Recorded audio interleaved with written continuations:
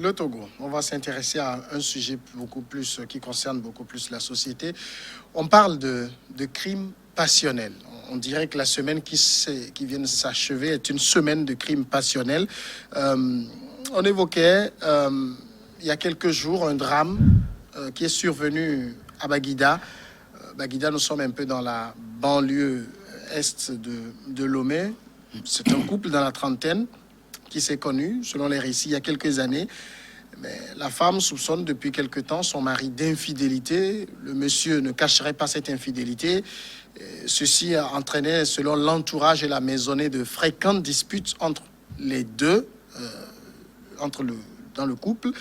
Eh bien, l'ambiance est allée des plus moroses jusqu'à ce que, il y a justement quelques jours, eh bien, le monsieur étant ivre, la dame qui lui faisait des problèmes a porté un coup qui s'avère être fatal, qui s'est avéré être fatal à la dame. Et puis, dans la nuit de samedi à dimanche, on découvre à Adétikop, et nous sommes toujours dans la banlieue est, mais beaucoup plus loin de Baguida, le corps d'une femme qui a été découvert donc dimanche matin par les habitants du quartier qui ont alerté la gendarmerie qui s'est déplacée sur les lieux pour constater l'horreur. La dame de 25 ans, son corps était déposé sur une décharge publique à côté d'une école appelée La Craie. Les récits révèlent que on l'aurait vu la veille en compagnie d'un monsieur. Les deux auraient donc une relation. Le monsieur a été interpellé. Il s'agirait aussi ici d'une histoire de jalousie.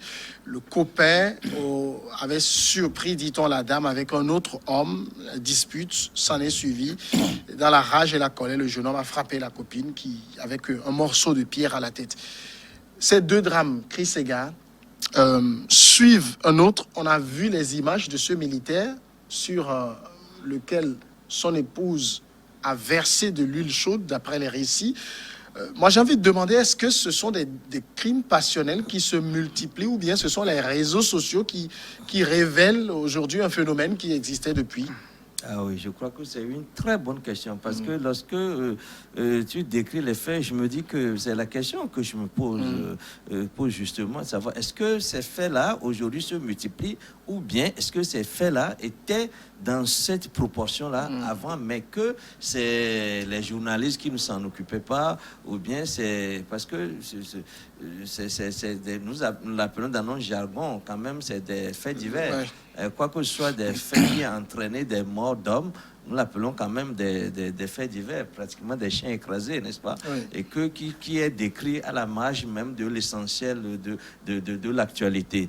Je suis tenté de dire que aujourd'hui, les gens sont... tout le monde, s'il y a 7 millions de Togolais, aujourd'hui, je peux dire qu'il y a 7 millions de reporters, c'est-à-dire 7 millions de journalistes, tout simplement parce qu'il y a 7 millions de juges. 7 millions fois 2, ça fait 14 IE. Oui. Voilà, le français n'est pas toujours facile. Mais voilà. Donc, je me dis que c'est des faits regrettables, mais maintenant qui sont aussi qui sont aujourd'hui au centre des préoccupations, tout simplement parce qu'il se trouve quelqu'un pour en parler, il se trouve quelqu'un pour le relayer. Mais je ne suis pas sûr que ce soit une multiplication, une recrudescence des faits dans le genre qui serait due à une cause spécifique. Quoi qu'on puisse dire qu'aujourd'hui, avec ce que nous vivons, les frustrations que nous vivons par les confinements, les faits de maladie, la morbidité, la crise de la coronavirus, avec tout ce que cela entraîne comme restriction, comme aussi problème économique, comme problème personnel, c'est vrai que les gens doivent être plus tendus. Mais il n'y a aucune statistique aujourd'hui qui nous édifie sur le sujet, qui a fait, il n'y a pas des gens, des spécialistes en la matière qui ont étudié le sujet et qui ont des statistiques sous la main. Donc, je me garde donc de dire que cela est lié à une situation spéciale parce que je ne saurais décrire cette spécificité, mais je crois plutôt qu'il s'agit des faits qui se passaient dans les mêmes proportions avant, mais qui se passaient dans l'anonymat. Personne n'était là pour le dire, mais aujourd'hui, les gens sont toujours à côté pour porter rapidement les faits sur les réseaux sociaux. Ambroise Ponjo, c'est votre lecture aussi. On est dans l'ordre normal de ce qui se passe toujours dans nos sociétés. Oui, vous savez, il y a toujours eu ces genres de fin de la société. C'est l'évolution de la technologie qui permet aujourd'hui de les visualiser, de les mettre au courant du public, qui fait que ça fait sensation. Alors, il y a dans tout ce que tu as dit, il y a un élément central, c'est la jalousie. Et je trouve aussi une solution probante à ce problème central, parce qu'à chaque problématique, il faut toujours une solution. Et ça peut déranger des gens, mais c'est mon avis. Nos parents étaient des polygames de naissance, de la souche ancestrale depuis Abraham jusqu'à une date récente, pas forcément récente, au temps médiéval de Constantin, tout ça. Nos parents étaient des polygames. Et ça a eu des ramifications au niveau de nos grands-parents, de nos aïeux. Il n'y avait pas eu de problème. C'est vrai qu'il y a un deuxième lien, c'est la pauvreté aussi, qui peut aussi se ramifier. Mais je me dis, j'ai fait un calcul. Si on était encore polygame, vraiment polygame, en termes de vulgarisation, les gens étaient polygames, comme une Burkinabé l'avait dit la dernière fois, un homme doit prendre 8 femmes. Je ne sais pas où on va trouver ces 8 femmes. Non, il y en a. Les femmes sont plus nombreuses maintenant. Non. Oui, je sais. Les gens ont dit ça une fois et je leur ai démontré que toutes les statistiques montrent que dans le monde, il y a plus d'hommes que de femmes. Il y a toujours 51,2%. Non, c'est plutôt... Je te dis, il faut vérifier. Non, il y a plutôt 52% de femmes. Non, c'est le contraire. Non. Il y a toujours plus d'hommes que, de façon globale dans le monde, il y a plus d'hommes que de femmes. C'est le contraire. J'ai travaillé sur le sujet, qui est un sujet de recherche. Mais moi aussi, et vous avez des disparités qui vont dans certains pays où vous avez juste une légère augmentation. Par exemple, au Togo, vous avez 51% de femmes, 51% par rapport à 49% d'hommes. Oui. Mais dans le monde, il y a toujours plus d'hommes que de femmes. Ah, peut-être c'est la Chine et l'Inde qui ont créé ces disparités-là. Parce qu'eux, ils sont à 2 milliards, d'autres à 1,5 milliard. Pour vous dire qu'en réalité, quand tu viens dans ma paroisse, chaque fois on fait les décomptes donnent toujours au niveau des filles. Il y a toujours le ratio si on doit rester sur le plan de l'église, par exemple, mosquée, tout ça, quand vous allez dans les bars, il y a plus d'hommes que de femmes dans les bars. Non, ça c'est... Quand vous allez dans les... Il y a plus d'hommes. Quand vous allez dans les gymnases, il y a plus d'hommes. Donc on ne peut pas rester sur des lieux figés pour... Je voudrais quitter ce débat formel que tu évoques. Je vais rentrer dans le fond. Qu'est-ce qui se passe? C'est la jalousie. D'abord, je m'attaque aux hommes. L'homme est de naissance. L'homme est né roi. Et l'homme aime qu'on le mette à sa place de roi. Une reine, quand vous voyez Caligula et sa femme, Caligula, le tout-puissant Caligula, sa femme est reine. Et toute l'assise romaine baisse la tête à Caligula et sa femme. Quand la reine passe, tout le monde baisse la tête. Mais c'est la reine qui baisse la tête à Caligula. C'est ça, l'obédience de la royauté au temps ancestral et qui n'existe plus aujourd'hui dans nos contrées. Et Dieu n'a pas fait sciemment de créer l'homme et la femme comme ça. L'évolution technologique, ça c'est tout récent, l'éducation, l'instruction que forcément la femme aussi devait avoir, a fait bouleverser beaucoup de choses, qui a donné un certain nombre de pouvoirs et de droits. C'est quoi le problème? J'en viens à la femme, rapidement, qui fait que la femme se voit dans son droit de revendication de certaines choses qui sont d'ailleurs légitimes. Ce que l'homme ne trouve pas. Parce que l'homme ne voyait pas la femme à cette place-là au départ. Ce qui fait que, quand on dit par exemple à un homme, toi tu peux avoir 2 femmes, 3 femmes, la femme aussi peut dire, pourquoi moi je peux avoir un ou 2 3 maris? Ce qui, naturellement, moralement, n'est pas séant dans nos coutumes et ailleurs. On va tourner rapidement la parole pour qu'on ait la solution, de parole pour chacun. La solution à ce problème, comme un monsieur me le disait hier, même une dame me l'a dit, si toutes les femmes sont occupées, moi je n'arrive pas à 3 femmes même, si toutes les femmes sont occupées, qui ira trouver un homme ailleurs pour que ça crée une jalousie à quelque part? Donc c'est vous dire que le problème de la jalousie, on ne peut pas être jaloux au point d'être violent. C'est vrai qu'il y en a des femmes qui ne se maîtrisent pas. La langue là, c'est le feu chez certaines femmes. J'ai toujours dit aux femmes, retenez votre langue. que le monsieur arrive à se contenir. Quand ça passe, quitte la maison. Juste 2 heures et tu reviens. D'accord. C'est ce qui n'arrive pas à se passer et que les gens en arrivent à se faire violence. Et il y en a qui exagèrent. Dans le deuxième cas, c'est lui d'Adeti Kopé qui s'est produit. Donc, on a découvert le corps de la femme ce dimanche. C'était hier simplement. Un monsieur qui constate que la jeune dame a une relation dehors. Un bon jet, vous avez mal au cœur, mais après vous laissez. Vous n'avez pas besoin de porter un coup à une dame pour ça. C'est pas facile à prendre. Oui, bien entendu, on n'a pas besoin de porter ce coup-là, mais vous savez, chacun vit l'émotion, et comme on dit...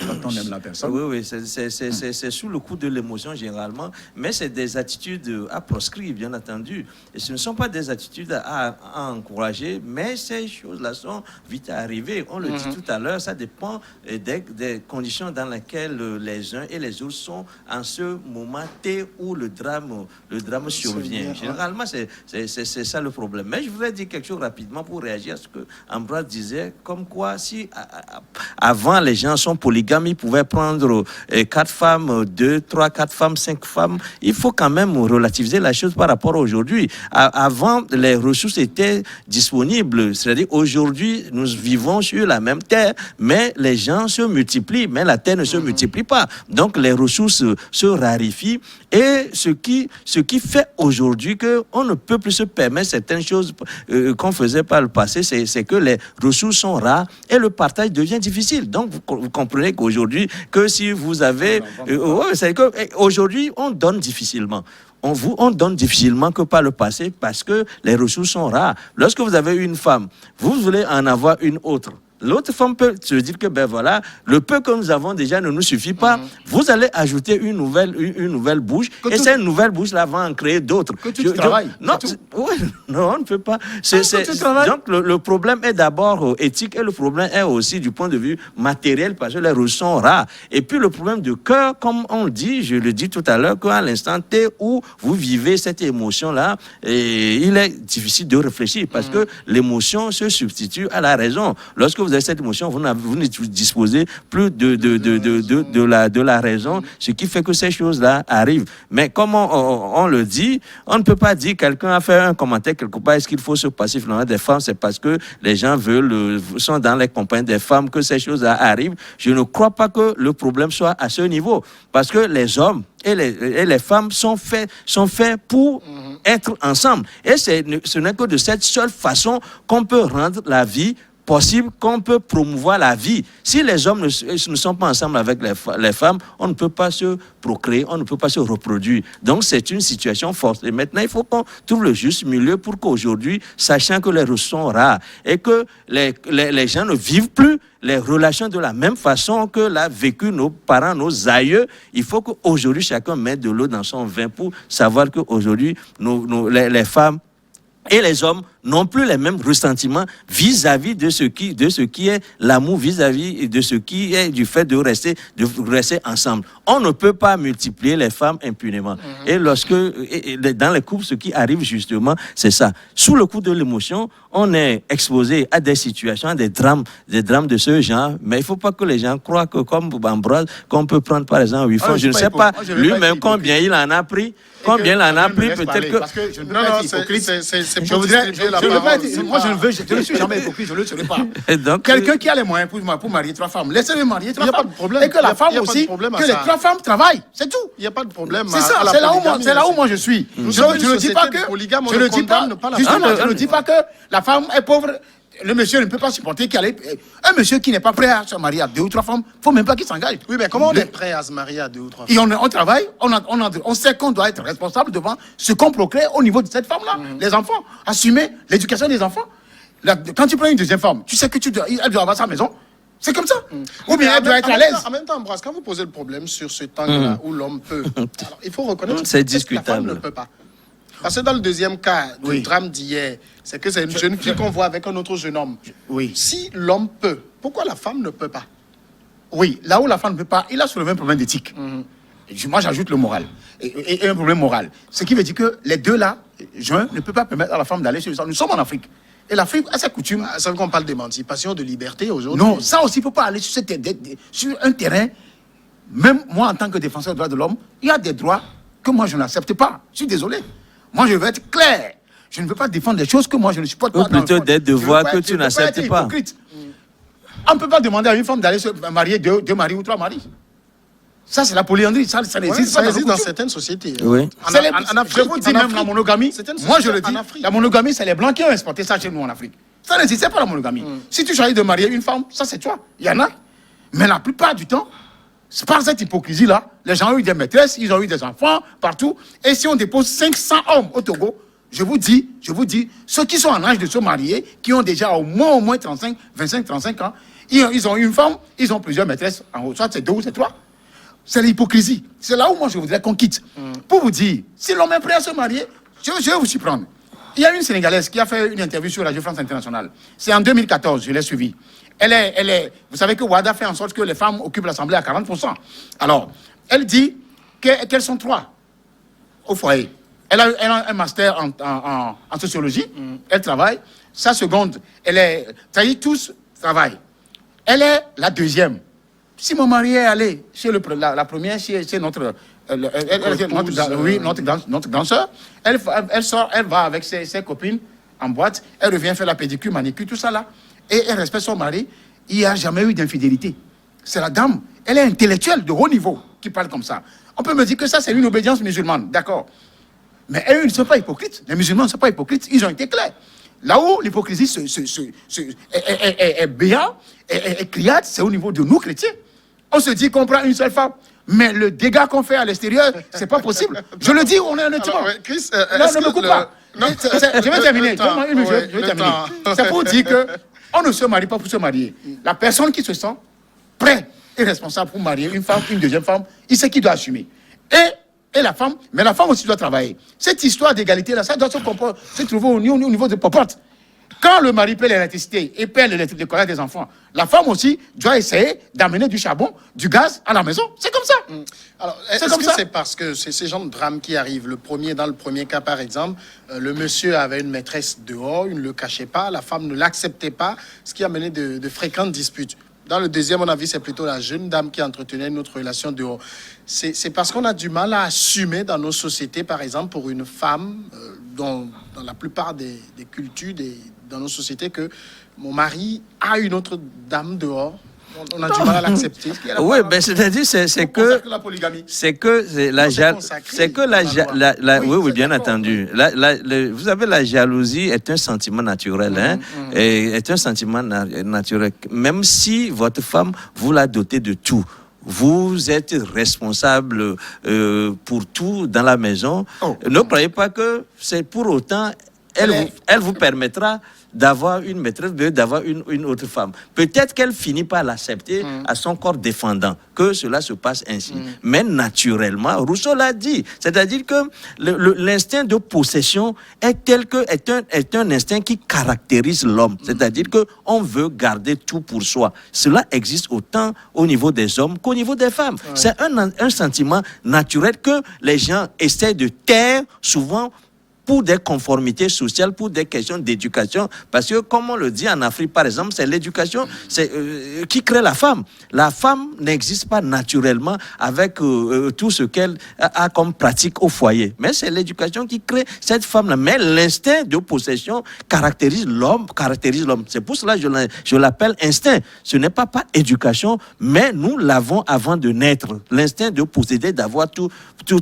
Mais c'est la société qui nous donne des dispositions qui dit que, par exemple, on peut aller jusqu'à 2, 3, 4 femmes. Et c'est ça, c'est pas l'éducation. Mais on le dit aussi, l'homme n'est pas bon naturellement. C'est pas l'éducation que l'homme dompte parfois certains de ses instincts. Et que, par exemple, lorsque vous n'avez pas tu n'as pas de quoi subvenir aux besoins de la maison, en principe, on n'est pas censé avoir une maîtresse ou bien une autre femme. Mais cela arrive aussi parce que l'homme a l'instinct aussi de possession et de diversité. Mais c'est que ce n'est pas l'éducation ou bien pas la commodité que parfois nous taisons, nous essayons de restreindre cet instinct-là et de nous rapporter à ce que l'éducation nous donne. Voilà, donc l'instinct de possession fait que la femme sera toujours jalouse, l'homme sera toujours jaloux et c'est on est obligé de vivre avec cette tension-là. Une qui nous amène vers le bien, une qui nous amène vers le mal. Et le mal, pour la femme, au niveau, pour la femme, c'est que l'homme ne doit pas sortir. Parce que ce qui était arrivé, je le disais tout à l'heure, quand bien même vous êtes capable de combler votre femme, ce qui reste, ce qu'elle va demander en plus, c'est vous-même. Ce n'est plus l'argent de tel, l'argent de pagne, les pantalons pour les enfants, etc. Mais il reste vous à partager et c'est ce que la femme ne voudra pas partager avec une autre. Et l'homme non plus ne voudra pas partager sa femme avec qui que ce soit. Voilà. Et cette pratique d'avoir trois femmes autour d'un mari qui rient ensemble, c'est vrai que l'instinct dont il parle instinctivement, il y en a toujours ces émois-là, ces jalousies-là. Les femmes répriment ça. Mais ça ne veut pas dire qu'elles sont contentes d'avoir deux, trois coépouses. En milieu sahélien, les gens sont habitués. C'est leur culture. Même là aussi, il y a des drames. Des enquêtes où les femmes sont très jalouses de leur coépouses. C'est ce que vous faites et que le problème là va demeurer. Non, nous parlons de jalousie, on ne fait rien. Oui, la jalousie, elle est humaine. Oui, c'est ce que nous disons. Ne faisons pas comme si chez les musulmanes, elles ne sont pas jalouses. Même entre hommes, on se jalouse. Il suffit que la personne porte, comment on appelle? Moi, ce que je ne fais pas, je m'en fous. La personne porte un paire de chaussures, un chassé, qui passe et dit, ah, il a trouvé ça où? Les gens sont comme ça, de nature. Mais pourquoi on met ça dans une relation entre hommes et femmes? Ça peut s'empirer là-bas. Mais les gens arrivent à s'entendre dans des communautés. Pourquoi ici, chez nous, en milieu chrétien et en milieu truc, là, on n'arrive pas à s'entendre? C'est parce qu'on a porté cette idéologie-là dans la tête des femmes.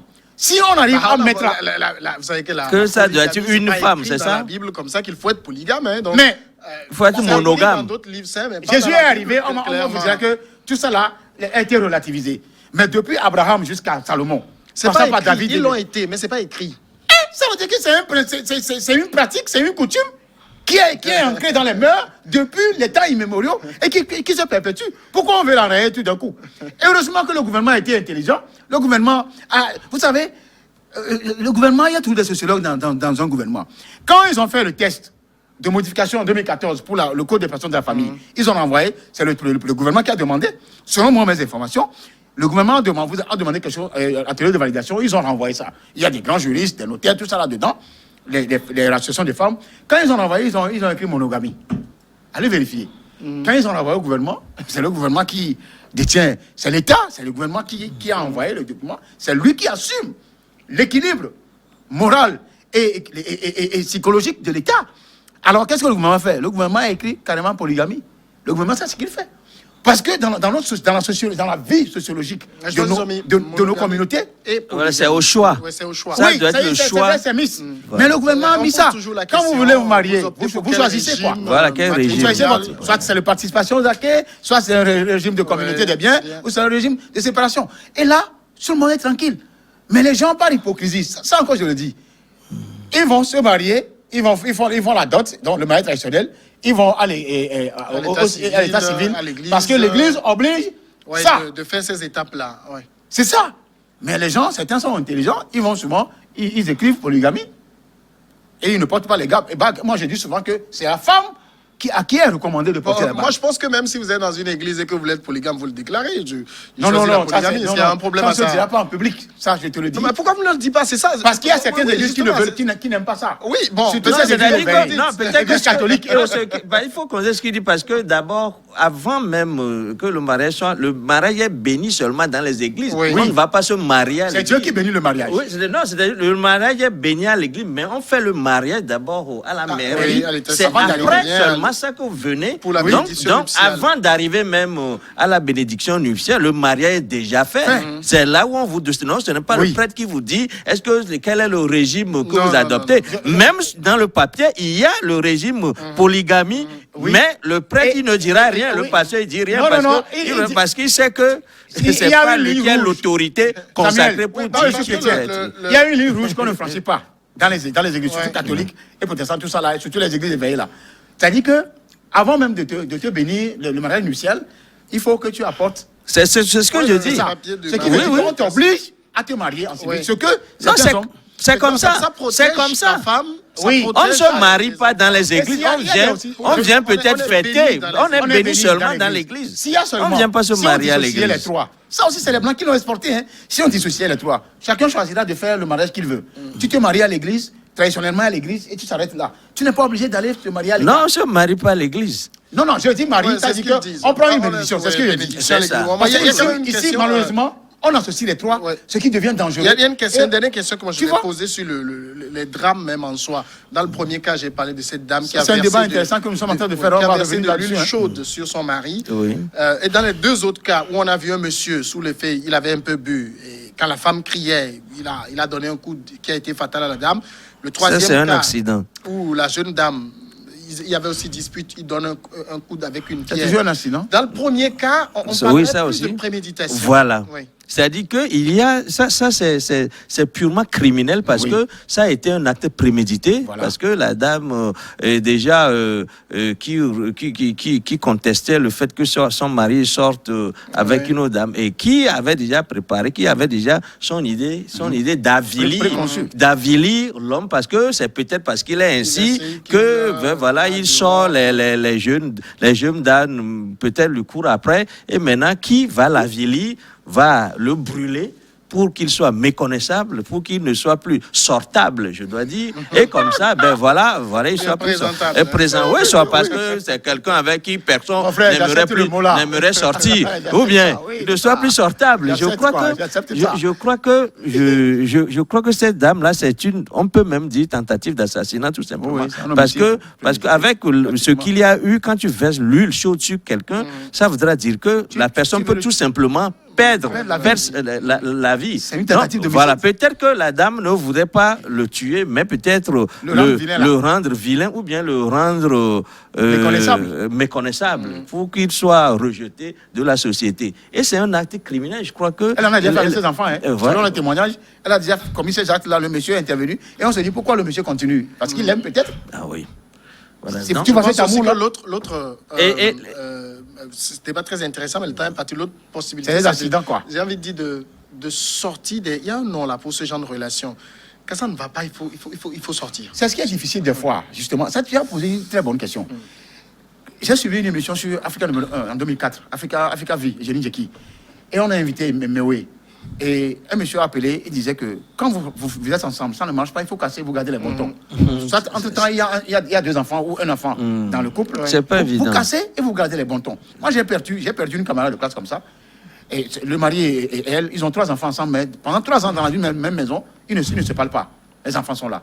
Le monsieur, par la force de cette relation, est allé faire un enfant en dehors. Il vient des fois tardivement dans la nuit. C'est des choses qui sont légion dans notre société actuellement. Oui, hein. oui. Plein à Lomé. Et la dame, par stress, l'angoisse, n'arrive pas à parler avec son mari, tout ça là, a eu une leucémie. Elle est décédée. Ça fait 3 ans. Bon, je ne vais pas donner de nom. Mais c'est vous dire que ce que tu dis là, comme ça ne marche pas. C'est vrai, la coutume nous dit, et au Diville-les-Founou, tu as des enfants là-bas, il faut rester. Il faut rester avec ses conséquences. Un cas s'est produit dans mon quartier aussi. Il y a des choses que je ne peux pas dire, parce qu'il y a tellement d'exemples. Pour vous dire que la dame, ce que tu dis, la dame a quitté tranquillement, et les enfants ont grandi. Hein. La dame a quitté tranquillement, elle s'est logée dans le même quartier, mais peut-être à 1 km ou 2 km, et elle va à ses affaires, elle est en vie. Autrement dit, elle ne serait pas en vie. Elle a la faute. D'accord. Souvent, on renvoie la faute aux hommes. Mais la faute aussi se renvoie aux femmes. Ici, dans ce cas-là, c'est le mari qui a tort. Parce que le mari amène n'importe qui à la maison, même dans le lit conjugal. Vous voyez, il y a des choses que nous les hommes aussi, il faut qu'on évite de appeler, faire. oui, justement, appeler les hommes aussi Oui, il faut éviter certaines de choses. retenue. Oui. Ouais, Mais ouais. les femmes, c'est la langue là. Il faut couper. Je disais la dernière fois à 2 pasteurs que Dieu a fait une erreur. Il a pris. De laisser la langue dans la bouche de la femme. L'erreur que Dieu a fait, c'est de couper ça immédiatement. Et je me suis d'accord. ravisé, je me suis dit, Dieu- si Dieu jamais on est coupe la toujours langue sage. de la femme va vite mourir. Donc, je Donc, parlais des hommes. de la même manière que les hommes sont mais punissables. s'il me laisse laissez-le parler. terminer une S'il minute. me laisse parler. Ce sujet est tellement 30 intéressant secondes. qu'on doit hommes, revenir là-dessus. avoir un peu plus de retenue, on peut dire ça. Oui, c'est ce qu'on doit dire, parce que vous savez, il ne faut pas que l'homme soit phallocrate au point de dominer totalement son ménage, parce que c'est l'homme qui est le pilier du foyer, comme on le dit partout, du point de vue de nos coutumes, que du point de vue même de l'Église, c'est l'homme qui est le pilier, il doit se retenir. Il lui revient cette responsabilité de pouvoir se surpasser que ce soit les situations les plus dramatiques, c'est à l'homme de se surpasser. Merci beaucoup, Chris Sega. Merci, Ambroise Ponjo. Et merci à tous d'avoir été avec nous pour ce programme du soir. On se retrouve demain pour continuer.